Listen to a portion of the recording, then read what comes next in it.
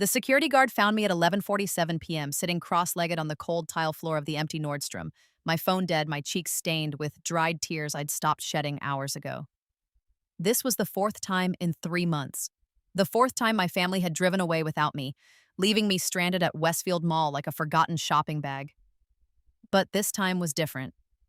This time, I didn't cry when I called them. I didn't beg them to come back. I didn't even feel the familiar twist of hurt in my chest. Because this time, I remembered. I remembered dying at 28, alone in a studio apartment, with no missed calls on my phone and no flowers at my funeral, except the standard arrangement from the funeral home. I remembered my mother not even staying for the full service, checking her watch twice before slipping out early to pick up my younger sister Emma from cheerleading practice. I remembered my father shaking hands with distant relatives and talking about his golf handicap. And now, impossibly, I was 16 again. The universe had given me a second chance, and I'd woken up 3 months ago in my teenage body, in my childhood bedroom with its fading boy band posters and algebra homework scattered across my desk. At first, I'd thought it was a gift, a chance to fix things, to make them love me, to finally become the daughter they wanted. I'd tried so hard, but tonight, sitting on that mall floor with the security guards' pitying eyes on me, I realized the truth. Some things couldn't be fixed. Some people would never change. And I was done trying. "Your parents coming, honey?" Officer Martinez asked, the same guard who'd found me the last 3 times. He knew my name now. He probably had my mother's number memorized.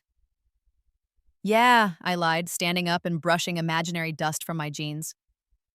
"They're on their way."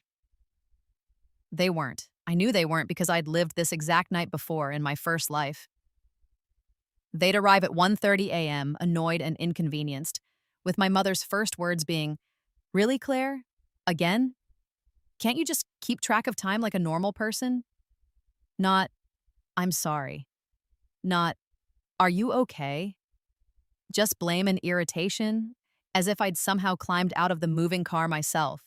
But I wasn't going to wait for them this time. I wasn't going to sit in their car and listen to the lecture about responsibility and how Emma would never be so careless. I wasn't going to go home and apologize for existing, for taking up space, for daring to need them. This time, I had a plan. "Actually," I said to Officer Martinez, pulling out the emergency credit card my father had given me 3 years ago and forgotten about, "I think I'll just get an Uber." His eyebrows rose. "You sure? It's pretty late." "I'm sure." 20 minutes later, I wasn't heading home. I was heading to the 24-hour Walmart where I bought a burner phone, a backpack, and a notebook. Then I went to the bus station and bought a one-way ticket to Seattle, a city where I had no family, no connections, no one who could drag me back. The bus left at 3:17 a.m. By the time my family realized I was missing, I'd be 3 states away. The text messages started flooding in around 7 a.m. I watched them pile up on my old phone, which I'd turned off for hours but powered on one last time at a rest stop in northern Oregon. "Mom, 7:04 a.m. Where are you?" "Mom, 7:06 a.m. Claire, this isn't funny." "Mom, 7:09 a.m. Your father is furious. Get home now." "Dad, 7:15. We're filing a police report." "Emma, 7:22 a.m. OMG, Mom is freaking out. What did you do?" "Emma, 7:23 a.m. She's crying and stuff." "Emma, 7:24 a.m. Where are you?" I stared at that last message from Emma, my 15-year-old sister, who'd never sent me a text that wasn't dripping with contempt or asking me to cover for her. The same sister who'd rolled her eyes 3 days ago when I asked if she wanted to watch a movie together. Who'd laughed with her friends about my weird vintage clothes. They were just thrift store finds. Who'd told me at dinner last week that I was literally the most boring person alive. Now she cared? I took a screenshot of all the messages, evidence, documentation, proof that I'd existed in their lives. And then I factory reset the phone, removed the SIM card, and dropped both pieces in the gas station trash can. Claire Winters, disappointing daughter, was gone. The bus rolled on through the gray morning, and I opened my new notebook to the first blank page. At the top, I wrote, "Rules for my new life." 1. No going back. 2. Build something they can't touch. 3. Choose people who choose me. 4. Remember, but don't drown. 5. Live for me, not for them, simple, clear, a roadmap for becoming someone new. The woman sitting beside me, an elderly Asian lady with kind eyes and a canvas bag full of knitting supplies, glanced at my notebook. "Running away or running toward?" she asked in accented English. I thought about that. Both. She nodded like this made perfect sense. "Good. Running away is only half of it. You need a destination, not just an escape." She pulled out her knitting needles and began working on what looked like a purple scarf. "My name is Lynn. I ran away 53 years ago from a husband who thought hitting was loving. Best decision I ever made." "Claire," I said, then paused. "Or maybe not. Maybe I need a new name too." Lynn's needles clicked rhythmically. "Keep your name, change everything else, but that's yours. Don't let anyone take it from you, not even yourself." We rode in comfortable silence for a while, and I felt something loosen in my chest. The first real breath I'd taken in months, maybe in my entire first life. Seattle appeared through the drizzle like a promise. All glass towers and green hills and the smell of salt water mixing with coffee and rain. I'd been here once in my previous life, for a conference when I was 24, and I'd fallen in love with the city's energy, the way people seemed purposeful but not frantic, creative but not pretentious. It had felt like possibility. Now, stepping off the bus at 2:17 p.m. on a Wednesday afternoon, it felt like home. "Good luck, Claire, who is still Claire," Lynn said as we parted ways at the station. She pressed something into my hand, a business card for a women's shelter and a $20 bill. Just in case. Pride is expensive. I wanted to refuse, but the knowledge from my first life stopped me. Pride had kept me isolated, kept me from asking for help until it was too late. "Thank you." "Live well," she said simply. "That's the best revenge." The first week was harder than I'd imagined. I'd left home with $3,047 on my emergency credit card, my father's guilt money from missing my 13th birthday because of a business trip, and another $600 I'd saved from birthday gifts and odd jobs. Enough for a few weeks in a cheap motel while I figured things out, but not enough for a real start. The women's shelter Lynn had given me the card for, Harmony House, became my temporary home. The director, a woman named Patricia with silver-threaded dreadlocks and an intimidating stare, asked me exactly 3 questions. "Are you in immediate danger?" "No." "Are you willing to follow house rules?" "Yes." "Are you planning to go back?" "Never." She studied me for a long moment, and I met her gaze without flinching. In my first life, I'd learned to make myself small, to apologize for existing. But I was done with that version of myself. "Okay," Patricia finally said. "Bed 3 in the blue room. Dinner's at 6. We have a youth counselor you'll meet tomorrow, and we'll need to talk about school enrollment." School? I hadn't thought about school. In my timeline, I'd just finished the first semester of junior year, but that was in California. Here, I was no one, with no transcripts, no records, no parents to sign enrollment forms. "I'm 16, I said. "Have to?" Patricia's expression softened just slightly. "Legally? In Washington, you can drop out at 16 with parental permission, or if you're emancipated. But I'm going to be real with you. Dropping out closes doors, and you look like someone who wants doors to open, not close." She was right. In my first life, I'd gone to college, a state school, the cheapest option, paid for with loans I'd still been paying off when I died. I'd gotten a degree in English literature that I'd never used for anything except qualifying me for entry-level administrative jobs. I'd drifted through life, never quite figuring out what I wanted because I'd been too busy trying to figure out what would make my family proud. This time, I wanted something different. "I need a GED, I said. "And then community college. Can you help me with that?" Patricia smiled fully then, and it transformed her face. "Now you're talking. Come on, let me show you your bed and introduce you to the others." Harmony House held 17 women and girls ages 14 to 63. There was Maria, 19, who'd fled from her boyfriend's controlling family. There was Jasmine, 14, who'd been kicked out for being gay. There was Sharon, 47, escaping an abusive marriage. Each woman had a story, and each story reminded me that pain was universal, but survival was a choice. At dinner that first night, sitting at a long table with mismatched chairs and sharing a meal of donated lasagna and garlic bread, I felt something I'd never felt at my family's dining table: belonging. "So, what's your deal, new girl?" Jasmine asked, twirling spaghetti with the confidence of someone who'd found her place here. "Parents suck or boyfriend sucks?" "Jasmine," Patricia warned. "What? We all share eventually."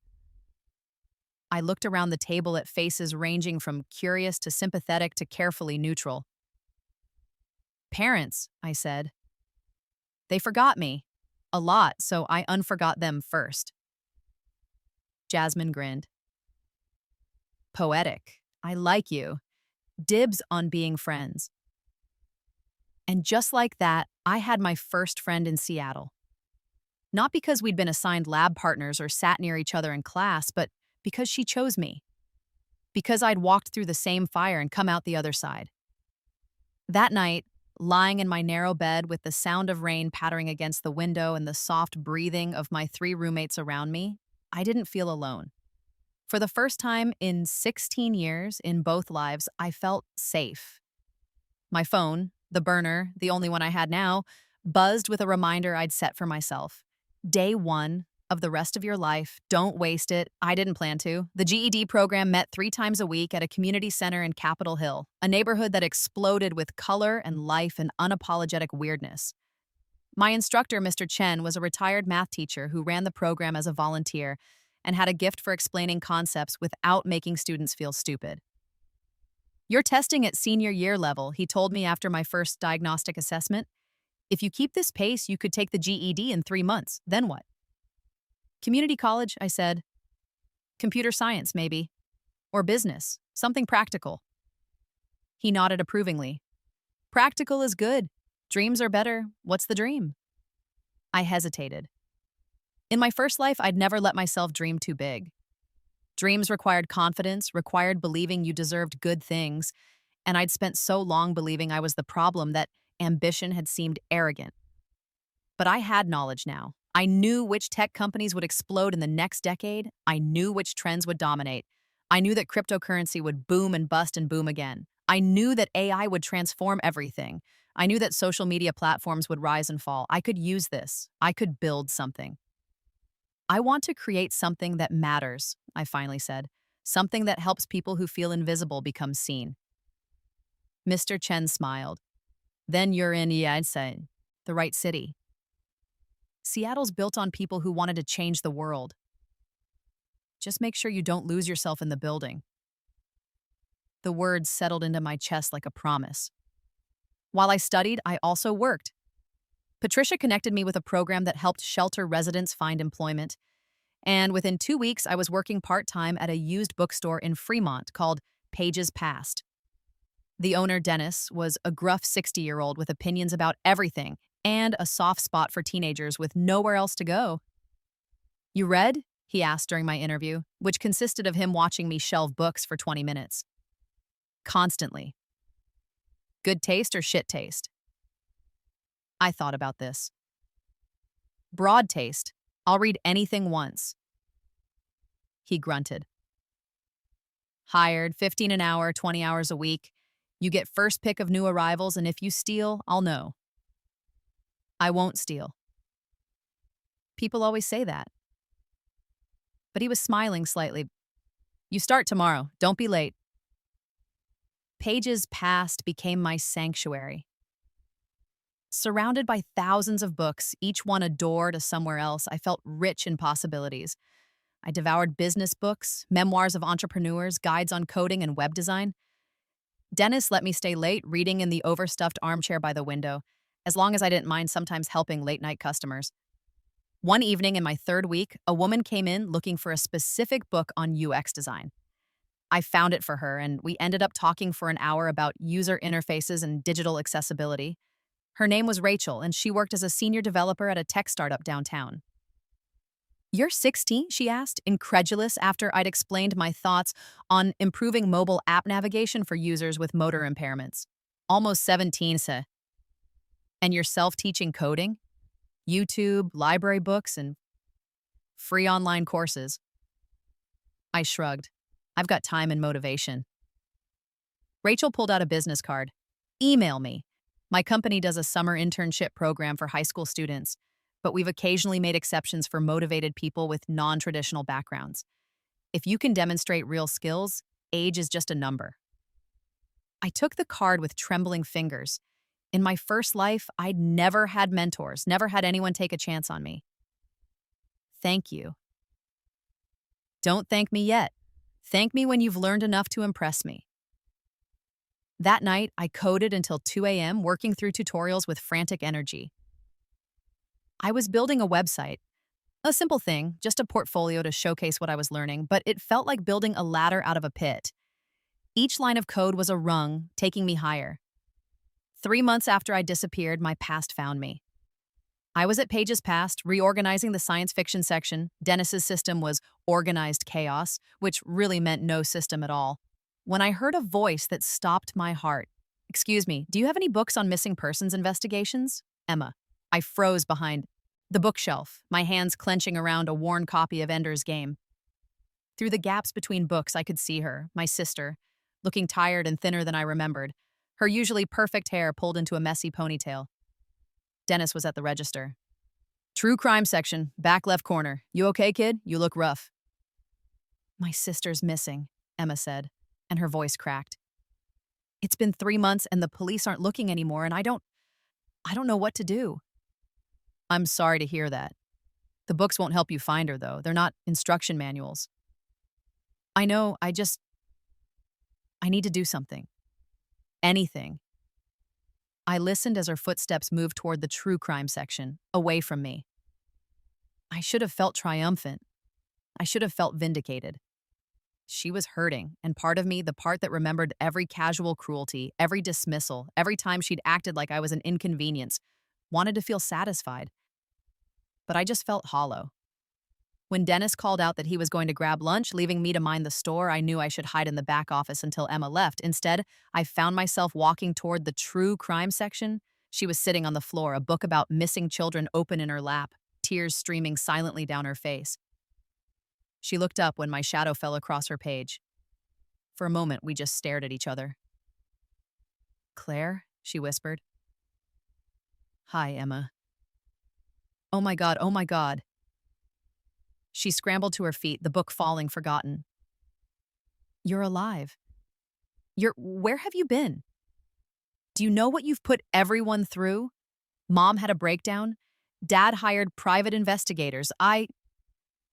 She stopped abruptly, something shifting in her expression. "Why are you looking at me like that?"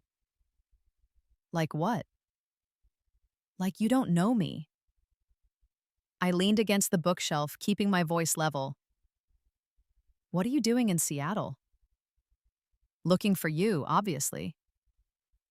We've been searching everywhere. We filed missing persons reports in 3 states. We've been posting on social media.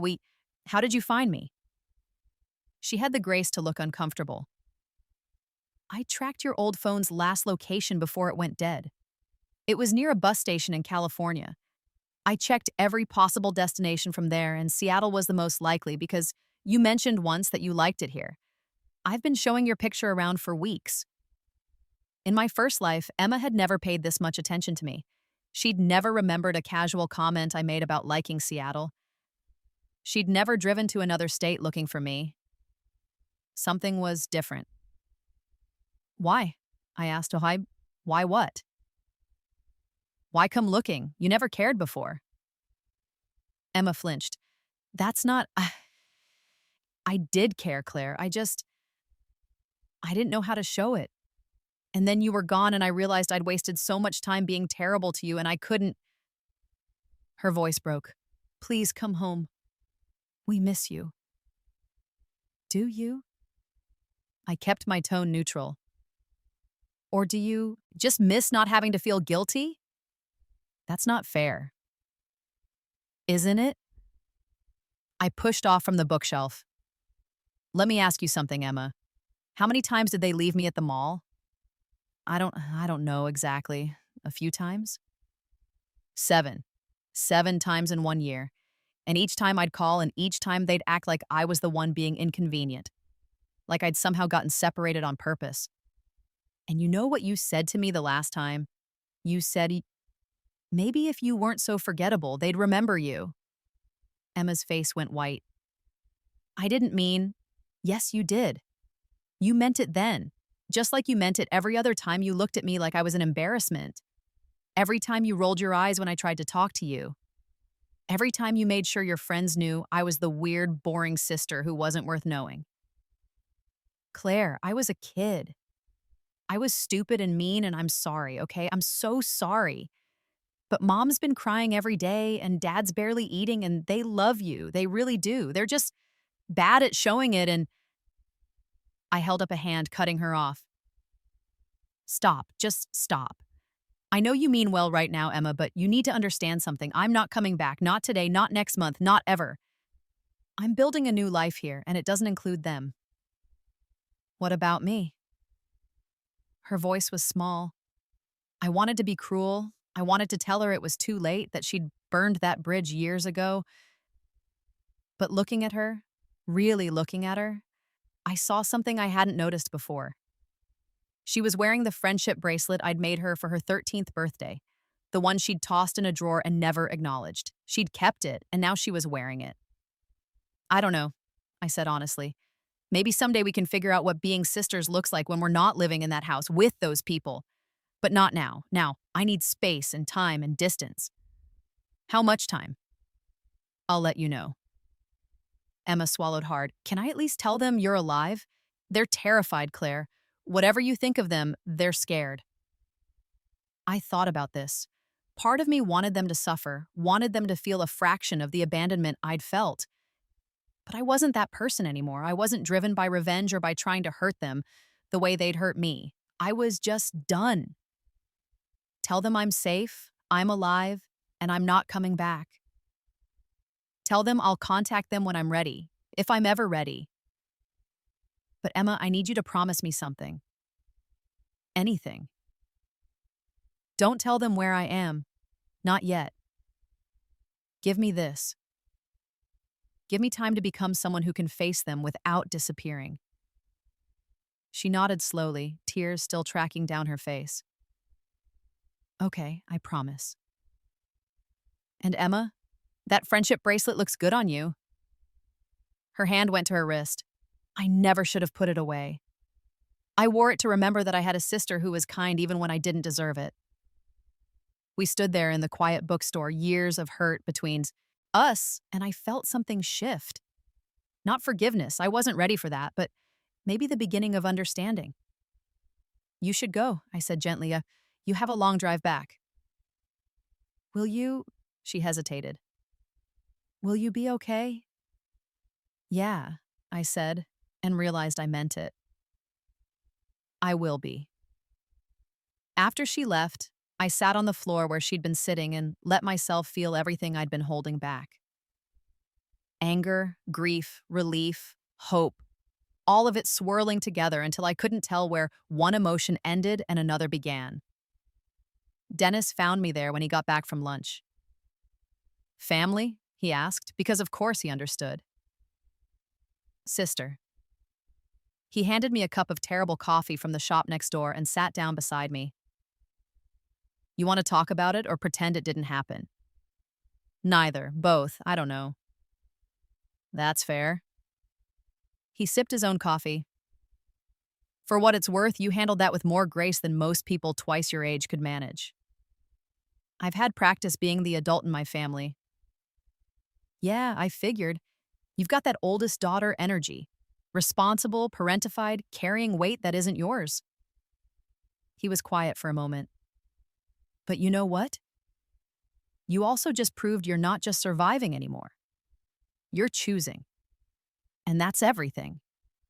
He was right. In my first life, if Emma had found me, I would have gone home. I would have let guilt and obligation drag me back into that house, back into that role of disappointing daughter and forgotten child. I would have convinced myself that maybe this time would be different. But I knew better now. I knew how the story ended if I went back. This time, I was writing a different story. I passed my GED 4 months after arriving in Seattle, scoring in the 95th percentile across all subjects. Patricia treated the whole house to pizza that night, and Jasmine declared me a fucking genius, with the kind of fierce pride that made me feel like I had a family again, just a chosen one instead of a blood one. "What's next?" Maria asked, stealing a piece of pepperoni off my slice. "Seattle Central College. I start in January, 2 years there, then transfer to UW if my grades are good enough." "When your grades are good enough," Jasmine corrected. "You don't fail, Claire. It's not in your DNA."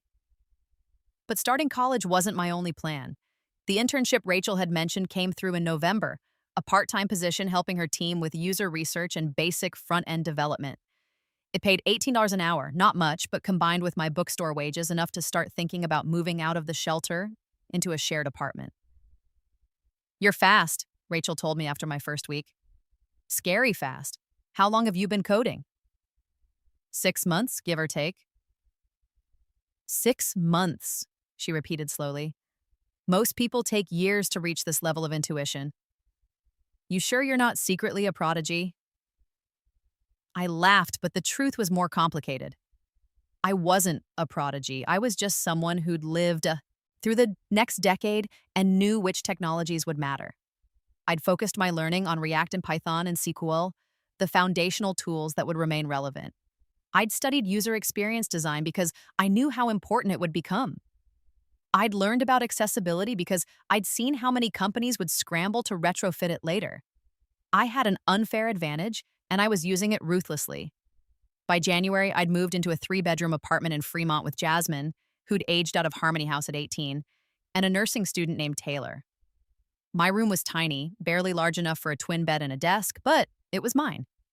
I'd bought the furniture from Goodwill and thrift stores, mismatched pieces that somehow worked together, and I'd painted one wall with chalkboard paint where I could map out my goals and plans.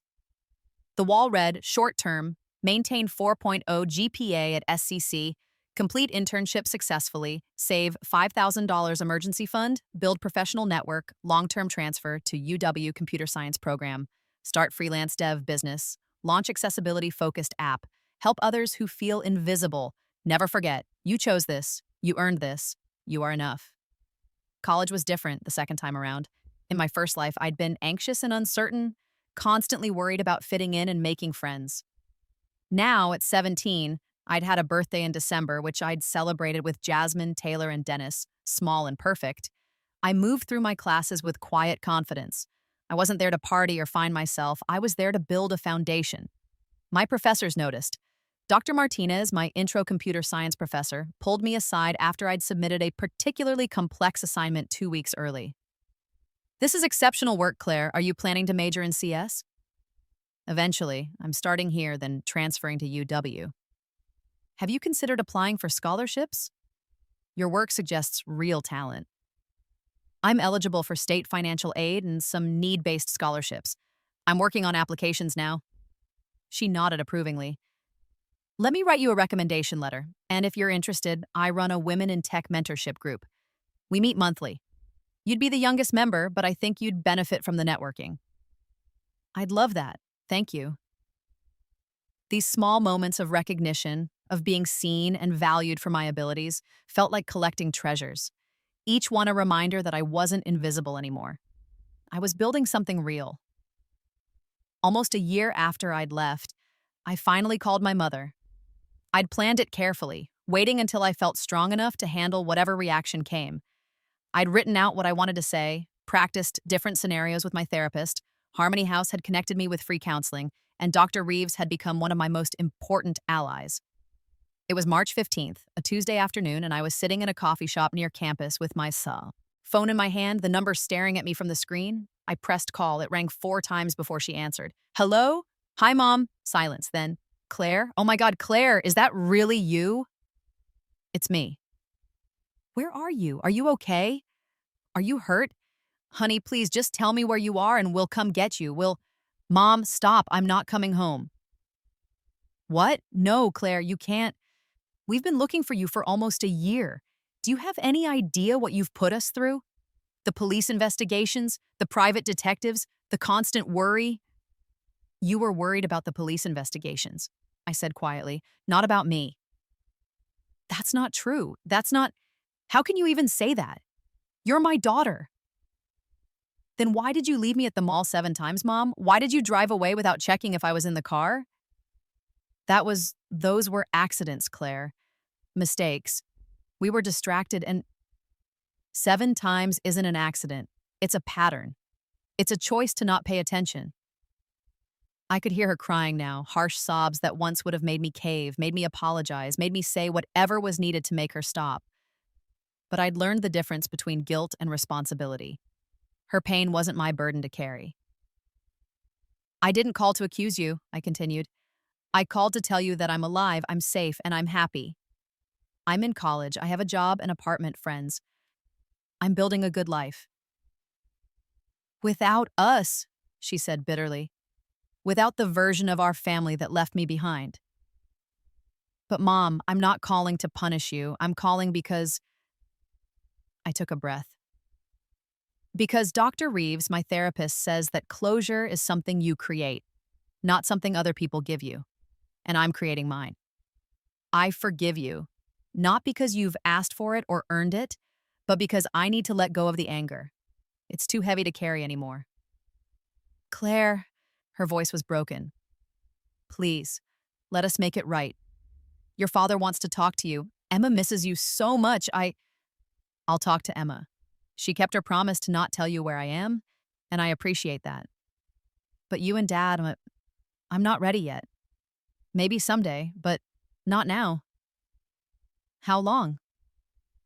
I don't know, maybe when I'm not angry anymore.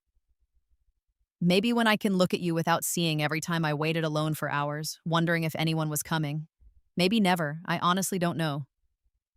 That's not fair. You're right, it's not fair, but it's what I need. We talked for another 20 minutes, her alternating between tears and anger and bargaining. By the end, I felt drained but also lighter, like I'd set down a weight I'd been carrying for 2 lifetimes. I love you, Mom, I said finally. I do. I just need to love me more right now. I love you too, honey, so much. And when you're ready, if you're ever ready, we'll be here. After we hung up, I sat in the coffee shop for a long time, watching the rain streak down the windows and people hurry past with their umbrellas and takeaway cups. Seattle had fully become home now with its gray skies and pine-scented air and the sound of seagulls mixing with city traffic. My phone buzzed. Emma. Emma. Mom called me crying. You talked to her? Me. Yeah, Emma. How do you feel? Me. Free. Emma. Good. You deserve to feel free. Emma. I know you said you need space and time, but can I ask you something? Me. Sure. Emma. Can I visit? Not for them. For me. I want to see who you've become. I thought about this. Emma had kept her word. She hadn't told our parents where I was, even when they'd begged her, even when it would have been easier. She'd sent me occasional texts, never pushy, just checking in, and respected my boundaries when I didn't always respond. She was trying, really trying. Me. Okay, but just you, and you have to promise this isn't a setup to get me to come home. Emma, I promise. I swear on the friendship bracelet, which I still wear BTW. This is just me wanting to know my sister. Me. Okay then, come visit. Emma came to Seattle 2 weeks later during her spring break. I met her at the bus station, watching her step off with a backpack and nervous energy radiating from every movement.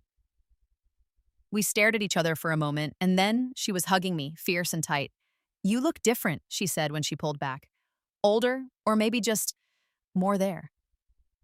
I feel more there. I showed her my world over the next 3 days. We got coffee at my favorite Capitol Hill cafe where the barista knew my order by heart. We wandered through Pike Place Market, watching the fish throwers and sampling cheese at every vendor. We sat in my tiny bedroom with its chalkboard wall, and she read my goals with something like awe. You've done all this in a year? She asked. Almost, yeah. Claire, this is amazing. You're amazing. I'm just living, finally. No, you're more than that. She gestured at the wall, at the books stacked by my bed, at the bulletin board covered with photos of me and Jasmine and Taylor and the Harmony House crew. You're thriving. Without us, you're actually thriving. There was pain in her voice, but also understanding. I needed to learn who I was when I wasn't trying to be what everyone else wanted, I said. In that house, I was always reaching for an approval that never came. Here, I'm just me, and it turns out me is enough. Emma was quiet for a long moment. I'm going to college next year. Maybe here, if you'd be okay with that. Not to stalk you or anything, she added quickly. But because watching you escape made me realize I need to escape too, just in a different way. What would you study? Psychology, maybe, or social work? Something that helps people. I spent a year watching mom and dad fall apart, and you know what I realized? They're broken people who broke their kid.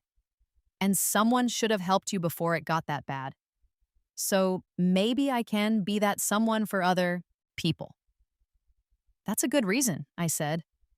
And yeah, I'd be okay with you being here. As long as you understand that I'm not going to be your tour guide to the family you lost. I can be your sister, the new version, but not a bridge back to them. I don't want a bridge back, Emma said. I want a bridge forward. To this. She gestured between us. Whatever this becomes. We spent her last evening in Seattle at Golden Gardens Beach, watching the sunset paint the Olympics pink and gold. The water was too cold for swimming, but we walked the shoreline, shoes off, jeans rolled up, talking about everything and nothing. Do you ever regret it? Emma asked. Leaving? No, not once. Do you miss them, even a little? I thought about this honestly. I miss the parents I wanted them to be. The ones who would have noticed I was missing before the mall closed. The ones who would have remembered me without being reminded. But the parents they actually are? No, I don't miss them. That's fair. She bent down to pick up a piece of sea glass, pale blue and worn smooth. I used to think you were weak, quiet and forgettable and just there. I didn't realize until you left that it takes incredible strength to be kind when people are cruel, to keep trying when no one appreciates it. You were never weak, Claire. You were surviving. And now I'm living. There's a difference. She handed me the sea glass. Keep this. To remember that even broken things can become beautiful. That's corny, I said, but I pocketed it anyway. Yeah, well, I'm trying. Heartfelt sincerity doesn't come naturally to me yet. We laughed, and it felt easy, natural. Like maybe we really could become sisters again. The right way this time. 2 years after leaving California, I transferred to the University of Washington with a full scholarship and a resume that made me look 5 years older than I was. My accessibility-focused app, Visible Voices, had launched 6 months earlier, a platform that helped people with disabilities navigate public spaces by crowdsourcing accessibility information and real-time updates. It started as a class project. It became something bigger when a local news station did a feature on how it was changing lives. Rachel, my mentor from the internship, had become my business partner. Together, we'd incorporated Visible Voices as a public benefit corporation, taking small seed funding from investors who believed in the mission. You're 19, Rachel said, shaking her head over coffee one morning. Most 19-year-olds are figuring out their major. You're running a company. I had good teachers and a strong reason to succeed. Proving something to yourself or to your family? Both, neither. At first, it was about showing them I could make it without them. Now it's just about making something that matters. Visible Voices grew slowly but steadily. We hired our first employee, a UX designer named Marco, who used a wheelchair and had been frustrated by existing accessibility apps' limitations. Then a part-time social media manager, then an intern from Seattle Central College who reminded me of myself 2 years ago. Hungry, determined, building something from nothing. The app made money through a freemium model. Basic features free, premium features for businesses wanting detailed analytics on their accessibility. It wasn't making us rich, but it was sustainable. And more importantly, it was helping thousands of people navigate a world that often forgot they existed. I understood that feeling intimately. Emma did come to Seattle for college, enrolling at UW to study social work. True to her word, she didn't use me as a connection back to our parents. Instead, she built her own life, joined clubs, made friends, threw herself into volunteer work at a youth crisis center. We met for coffee every 2 weeks, a standing date we both honored. We talked about classes and relationships and dreams. We became something we'd never been before, friends. Mom asks about you, Emma said one afternoon, every time I call home. What do you tell her? That you're happy, that you're doing amazing things, that she should be proud. Emma stirred her latte. She says she is proud. I don't know if I believe her. It doesn't matter if she's proud, I said. I'm proud of me, that's enough. Is it weird that I'm jealous of that? Your certainty? No, but you'll get there. You're already halfway there by choosing to be here instead of staying in California just because it was easier. Emma smiled. We're both escapees, just different styles. Survivors, I corrected. We're survivors. My 21st birthday felt significant in a way my previous birthdays in this life hadn't. It meant I was officially an adult in every legal sense, no longer bound by the last threads of parental authority. It meant I'd survived 3 years on my own and built something real. My friends threw me a party at the apartment I now shared with just Jasmine. Taylor had graduated and moved to a nursing job in Portland. It was loud and chaotic and filled with people from every part of my Seattle life. Harmony House alumni, college friends, coworkers from Visible Voices, Dennis from the bookstore, even Patricia showed up with her partner. Speech, someone called out. No speeches, I protested. Yes, speeches, Jasmine insisted. You're the birthday girl and also our inspiration. Speech. I climbed onto a chair, laughing and embarrassed, and looked around at all these faces that had become my chosen family. Okay, fine. 3 years ago, I was sitting on a mall floor, forgotten and invisible. Today, I'm standing here with all of you, and I'm more visible than I ever dreamed possible. Not because I'm successful, or because my app is growing, or because I made it work without my biological family's help. I'm visible because I finally learned to see myself. And then I found people who saw me too. So thank you for seeing me, for choosing me, for being the family I got to pick. And for putting up with your terrible cooking, Jasmine added. That too, I agreed, laughing. Later that night, after everyone had left and Jasmine had gone to bed, I sat on our tiny balcony watching the city lights and thinking about the past 3 years. I'd rebuilt my entire life from nothing. I'd created a successful business. I'd earned a degree. I'd forged real relationships based on mutual respect rather than blood obligation. I'd done it all without them, and it felt like flying. My phone buzzed with a text from an unknown number. Unknown. Happy birthday, Claire. Your father and I are proud of you. Emma showed us articles about your app. You're doing amazing things. If you ever want to talk, our door is open. Mom. I stared at the message for a long time, feeling not much. The words that once would have meant everything now felt like too little, too late. Not because I was bitter, but because I'd moved beyond needing their approval. I didn't respond. Maybe someday I would. Maybe someday I'd be curious enough about whether they'd actually changed to risk finding out, but not today. Today, I was too busy living the life I'd built to worry about the one I'd left behind. 4 years after I left California, I went back for the first time. Not to see my parents, not yet, but because Visible Voices was presenting at a disability rights conference in San Francisco, and I was the keynote speaker.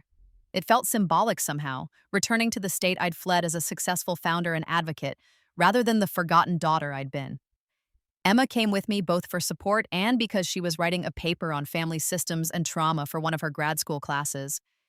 She'd finished her undergraduate degree in 3 years and was now pursuing her MSW with a focus on family therapy. Are you nervous? She asked on the plane. About the conference? No. About being in California? A little. It feels weird being this close and not confronting them, not even thinking about them much. That's the weird part. They used to take up so much space in my head, and now they're just background noise. That's called healing, Emma said. Dr. Morrison says that's exactly how it's supposed to feel. They stop being the main character in your story and become a chapter you've moved past. Dr. Morrison was Emma's own therapist, a woman she'd started seeing during her freshman year when she'd realized she had her own trauma to process from our shared childhood. Watching Emma do that work, choosing to face her own pain rather than running from it, had been one of the proudest moments of our rebuilt relationship. The conference was a massive success. My speech on designing technology for marginalized communities received a standing ovation. 3 investors approached me about Series A funding. I did a dozen interviews with tech journalists and ANAs, disability advocates. And through it all, I kept waiting to feel something about being back in California. Anxiety, anger, nostalgia, something. But I just felt neutral. This place wasn't home anymore. It hadn't been for a long time. On our last night in San Francisco, Emma asked the question I'd been avoiding. Do you want to see them? I don't know. That's fair. But Claire? I think you should. Not for them, but for you. So you can see that they're just people. Flawed, kind of broken people who messed up pretty badly, but not the monsters you've built them up to be in your head. I haven't built them up to be monsters. Maybe not. But you also haven't let yourself remember the good parts, and there were good parts, even if they were outnumbered by the bad. I thought about this. In my first life, I'd remembered every slight, every disappointment, every moment of being overlooked. In this life, I'd done the same. But Emma was right. There had been good moments, too. Rare, but real. My mother teaching me to bake when I was 7, flour dusting both our noses. My father taking me to a bookstore for my 10th birthday and letting me pick out any 3 books I wanted. Emma and me building blanket forts on rainy Saturdays before she decided I wasn't cool enough to play with anymore. Those moments had existed. I just buried them under the weight of everything that came after. Okay, I said. Let's go. We showed up unannounced on a Tuesday afternoon. I'd told Emma not to warn them because I wanted the option to leave if it felt wrong. Control. I needed control. The house looked exactly the same. Pale yellow with white trim, Emma's old soccer trophies visible through the living room window, my father's car in the driveway. For a moment, I was 16 again, standing on this porch after school, always slightly uncertain if I was welcome in my own home. But I wasn't 16 anymore. I was 20, and I'd built an entire life without this house. Emma squeezed my hand. You ready? No, but let's do it anyway. She rang the doorbell. My mother answered, and the expression that crossed her face was complex. Shock, joy, fear, hope, all mixing together. She looked older than I remembered. Tired, her hair had more gray in it, and there were lines around her eyes that hadn't been there before. Claire, she breathed. Hi, Mom. For a long moment, we just stood there. Then she was crying, reaching for me, and I let her hug me. Not because I'd forgiven everything, but because I could. Because I was strong enough now to accept her imperfect love without letting it destroy me. You came back, she said into my shoulder, for a visit, not to stay. She pulled back, wiping her eyes. Of course, yes, a visit. Come in, please. Your father is... David, come here. My father appeared from his home office, and his face did the same complicated dance of emotions. He was older too, thinner, and he moved more carefully, as if he'd been sick. Claire, his voice was rough. Dad. We didn't hug. We'd never been huggers, but he nodded at me with something like respect, and that felt like enough. We sat in the living room, the 4 of us, and it was awkward and painful and necessary. They asked about my life, and I told them about Visible Voices, about college, about Seattle. They listened with a hunger that was almost uncomfortable, asking questions, wanting to know everything. We see the articles about your company, my mother said. We've followed everything online. We're so proud of you. Are you? I asked, not cruelly, just honestly curious. Or are you proud of the idea of me now that I'm successful? My father flinched. That's that's fair. We didn't see you clearly when we should have. We took you for granted. You left me at the mall 7 times. I said quietly. 7 times you drove away without me. Do you know what that does to a kid? To feel that forgettable to your own parents? We're so sorry, Claire. My mother's hands were shaking. We were distracted and overwhelmed in dealing with work stress and Emma's activities, and we failed you. We failed you so badly. Yeah, you did. The silence that followed was heavy. But, I continued, I'm not here to punish you. I'm here because I wanted to see if I could be in this house without feeling like I was disappearing. And I can. I'm solid now in ways I wasn't before. You can't make me invisible anymore because I see myself clearly. We never wanted to make you invisible, my father said. But you did. Impact matters more than intention. Emma, who'd been quiet, spoke up. They've been going to therapy, family therapy and individual. They're trying to understand what went wrong. That's good, I said. Really? I'm glad you're working on yourselves. But you should know that I'm okay without you. I've built a full life in Seattle with people who choose me every day. I don't need you anymore. I wanted you desperately when I was younger, but I don't need you. Does that mean you don't want us in your life at all? My mother asked, her voice breaking. I thought about this honestly. I don't know yet. Maybe we can figure out what a relationship looks like when it's not based on obligation or guilt. Maybe we can be in each other's lives in smaller, healthier doses. But the family we were? That's gone. I left her at the mall 4 years ago, and I'm not going back for her. Can we try? My father asked. To build something new? Maybe. On my terms, with boundaries. And if you mess up again, I walk away and don't come back. I've learned how to leave, and I'm not afraid to do it again.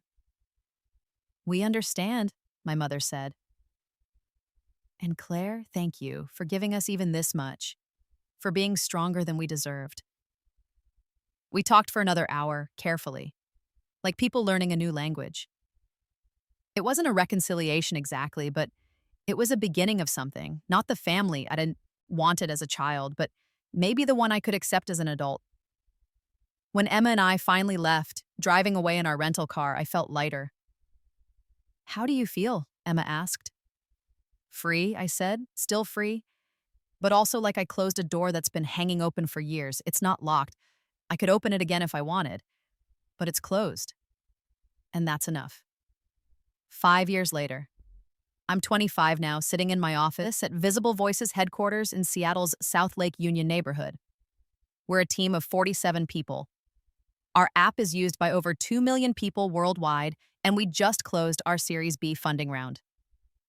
Last week, we announced a partnership with the United Nations to make our accessibility features available in developing countries.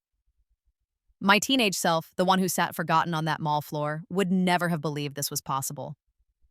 Emma is getting married in the fall to a social worker she met during her first year of grad school. I'm her maid of honor. We talk 3 times a week and see each other twice a month. She's my best friend, the sister I didn't know I needed. My relationship with my parents is complicated but functional. We have dinner once every few months when I visit California or when they come to Seattle. We talk on holidays. They've met my girlfriend, Sophie, and they were awkward but trying. We'll never have a traditional parent-child relationship, but we have something, a careful, boundaried connection that works for all of us. I don't need their approval anymore, but I've learned I can accept their pride without letting it define me. Jasmine lives 2 blocks away and works as a youth counselor at a nonprofit. She still has first dibs on being my friend, and we still get pizza every Friday night. Dennis sold Pages Past last year and retired to travel the world, but we email regularly, and he sends me photos from every bookstore he visits. Patricia at Harmony House invited me to join their board of directors. I said yes. Rachel and I are still business partners, still friends, still building something bigger than either of us imagined. I think about my first life sometimes, the one where I stayed small, stayed invisible, stayed trapped in the role my family had cast me in. The one where I died at 28 with nothing to show for my existence except bills and regrets. This life is so different. I'm not special, I'm not extraordinary, I'm just someone who got a second chance and decided to use it. Someone who learned that being forgotten by others doesn't mean you have to forget yourself. Sometimes I go back to Westfield Mall when I'm in California. I stand on that same tile floor where Officer Martinez found me, and I remember that girl, 16, scared, convinced she was unlovable because the people who were supposed to love her best couldn't even remember she was there. And I think, look at you now. You left them at the mall. You left them behind. You built a whole new world. And you never looked back. Not because you're running anymore, but because you're flying. My phone buzzes with a notification. It's a message from a user of Visible Voices, a 17-year-old girl with cerebral palsy who just used our app to navigate her first day of community college alone. User, thank you for making this. Thank you for seeing people like me. You made me visible. I send back a heart emoji and a simple reply. You were always visible. I just helped you find the people who are ready to see you. Then I save the message in a folder I keep on my phone labeled Why I Do This. It has hundreds of messages now from people who feel seen, who feel heard, who feel like they matter. I understand that feeling better than anyone. I was invisible once. Forgotten. Left behind. But I remembered myself. I found myself. I chose myself. And I've spent the last 9 years making sure other people know they can do the same. The security guard who found me that night told me I looked lost. He was wrong. I wasn't lost. I just hadn't found myself yet. Now I have. And I'm never letting go. The end afterward. They say you can't go home again, but that's not quite true. You can go home, you just shouldn't expect it to be the home you left. People change. Circumstances shift. And sometimes the place that broke you can become the place that proves you survived. But more importantly, you can build new homes. Better ones. Ones with stronger foundations and doors that open from the inside. I left my family at the mall that night. I left behind the girl who thought love meant accepting whatever scraps of attention came her way. I left behind the belief that I had to earn basic human consideration. And I found something better. Myself. To everyone who's ever felt invisible, forgotten, or left behind, you're not alone. And more importantly, you're not small. You're not forgettable. You're not the problem. Sometimes the people who should love us best are just too broken to see clearly. And when that happens, you have a choice. Stay small to fit their vision or grow large enough that you can't be ignored. I chose growth. I chose me. And if you're reading this feeling forgotten, feeling invisible, feeling like maybe you'd be better off just disappearing, please know this. You are worth remembering. You deserve to be seen. And if the people around you can't see that, find new people. Build a new family. Build a new life. Build a new you. And never, ever let anyone make you forget your own worth again. That's not a lesson from my past. That's a promise for your future. Be visible. Be loud. Be unapologetically yourself. And if they leave you behind, leave them first. You deserve better than to wait on a mall floor for people who forgot you were there. You deserve to fly, so fly. Claire Winters, founder of Visible Voices, former forgotten daughter, current architect of her own life.